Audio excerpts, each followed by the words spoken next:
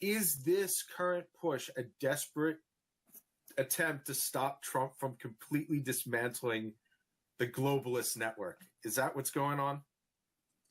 Well, there's a very famous quote during the French Revolution called "Après moi, le déluge." In other words, these people are so psychotic that, they can't imagine a system which is not their system. And just like us, they're going to fight to the finish on this one.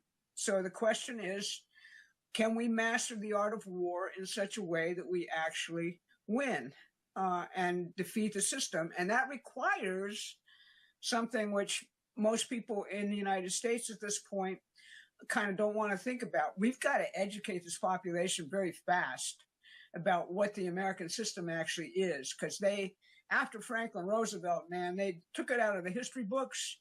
They said Roosevelt was a fascist for what he did in running it in World War II. They introduced all of this crap in terms of how you define things. So people got their heads spinning in terms of what is this really all about. There's only so far you can go with people when you say, look at this factory or look at that or look at the future, because, in essence, they don't realize that all the turbulence that they're feeling is a result of the clash between these two systems.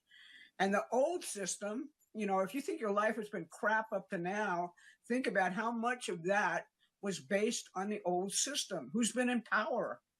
As, the president keeps saying, I inherited a damn mess. And he did. A complete mess. All right? Just think about it. Millions of people are now on government programs like Medicare, etc., without having a Social Security number registered to their name. That's what the fraud task force is actually seeing. How much of the debt is actually based on Biden's nonsense? A huge amount. How much of the taxing of these, safety net programs is based on illegal fraud operations because Biden just said, let it go? Huge, huge. That's what the whole fraud task force is actually finding out. So it's going to take a while to clean this up, but we're certainly doing it. All right. And that's where people have to really, get into their heads.